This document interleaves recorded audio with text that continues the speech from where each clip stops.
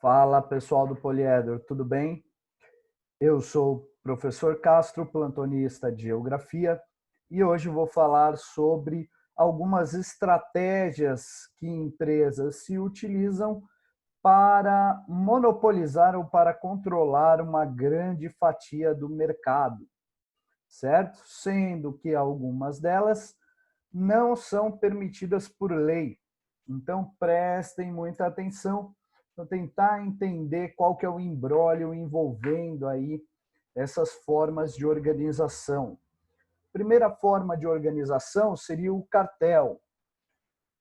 Quando eu penso no cartel, eu tenho que entender que não é uma organização formal, não é uma organização segundo a lei. Até porque a formação de cartéis é proibida pela nossa lei e é proibida pela lei de diversos países aí, né? O que não impede necessariamente que ele ocorra, infelizmente. Então, um cartel ocorre quando empresas se reúnem e definem um preço igual para seus produtos. Como assim? Acho que o melhor exemplo disso seria a questão dos postos de gasolina, né? Vira e mexe são descobertos cartéis entre postos de gasolina. Mas vou usar um evento específico. Não sei se vocês se recordam, né? Tivemos uma greve dos caminhoneiros ano retrasado, se eu não me engano, 2018. Nessa greve dos caminhoneiros, começou a faltar combustível em uma parte dos postos. E aqueles postos que tinham combustível jogaram o preço lá em cima. Muitas vezes, mesmo com combustível chegando até os postos. Então, colocaram ali, quase dobraram o preço da gasolina. E aí todos os postos colocaram esse preço a um valor exorbitante juntos. Isso é um exemplo de formação de cartel, né? Tudo indica que eles possam ter se reunido e definido, olha, vamos jogar esse preço lá em cima, já que a procura está alta, as pessoas vão acabar tendo que consumir. Se todos os nossos postos, independentemente da marca, estiverem ali com preço elevado, a pessoa não vai ter, ela vai acabar escolhendo qualquer um, não vai dar preferência para nenhum e vai pagar o alto preço ou o preço que a gente quiser. Então é uma forma de evitar a livre concorrência, é uma forma de acabar com a livre concorrência.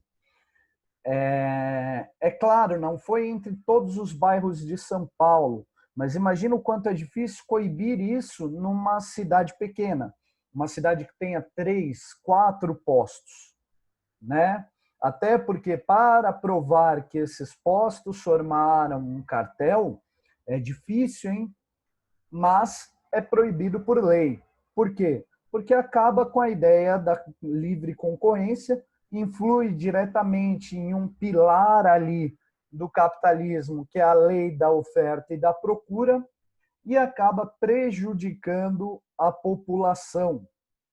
Uma outra forma de organização são os trusts. E aí o trust vai acontecer quando empresas se fundem. Eu vou ter dois tipos de trust. O trust horizontal e o trust vertical. Então, o trust vertical seria, por exemplo, vamos pensar na produção de chocolate, né? Delicioso, mas um produto que aí tem grandes problemas relacionados à sua produção, como, por exemplo, a questão do baixo valor pago aos trabalhadores da extração de cacau. Vamos pensar uma empresa X que controla várias fazendas de cacau, ela se funde com uma empresa que vai fazer o chocolate.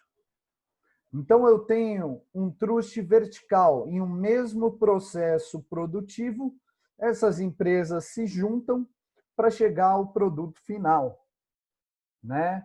Então, tem o trust vertical. A empresa A se funde com a empresa B e eles criam uma empresa C que dá conta de todo o processo produtivo e eles vão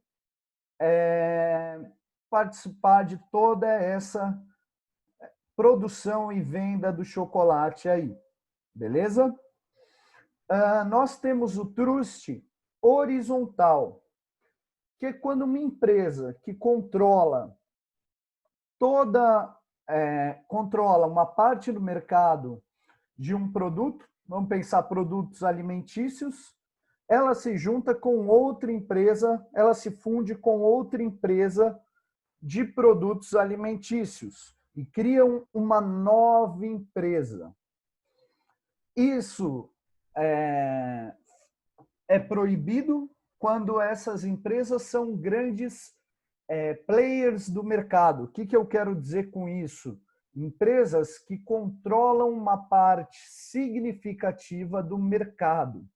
Então, nós tivemos uma polêmica recente com relação à fusão entre a Sadia e a Perdigão, né? Houve ali uma investigação, um processo jurídico para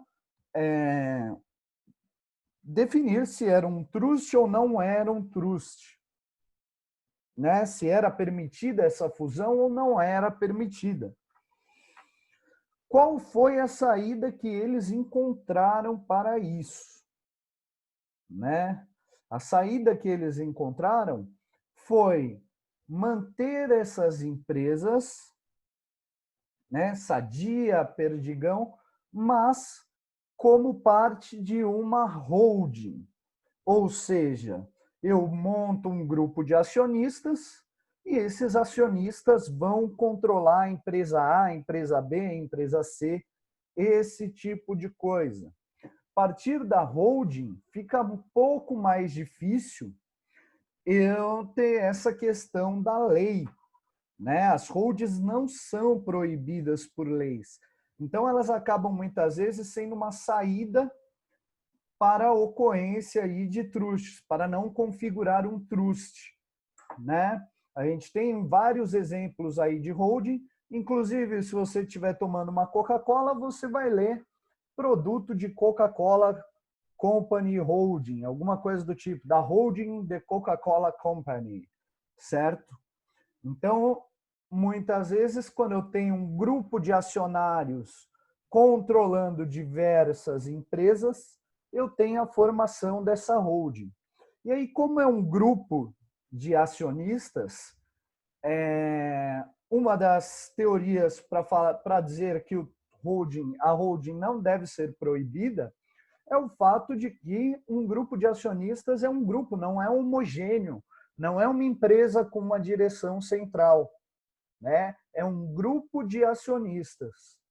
Então, muitas vezes aí eu tenho trusts que, para driblar a lei, formam holdings. Acaba sendo, infelizmente, um processo muito comum e que, na prática, acaba sendo uma forma de controlar o mercado.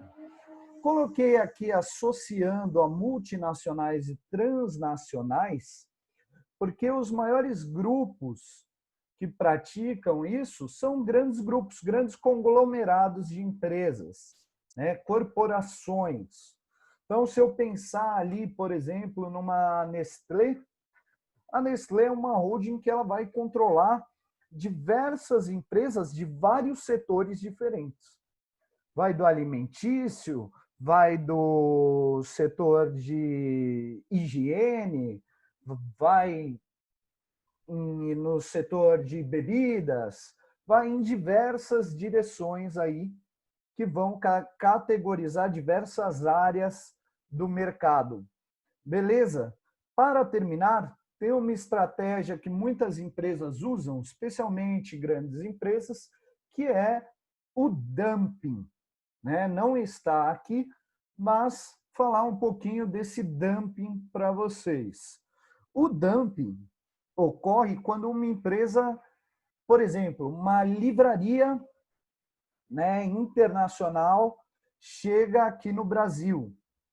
Aí ela vai lá para quebrar as concorrentes, né? Ela vai lá e ela baixa todos os preços, quase no preço de custo ali, né? Quase num preço que muitas empresas não vão conseguir competir, certo? E aí ela vai acabar concentrando o mercado nela. Aquelas empresas menores, as livrarias pequenas, vão começar a quebrar.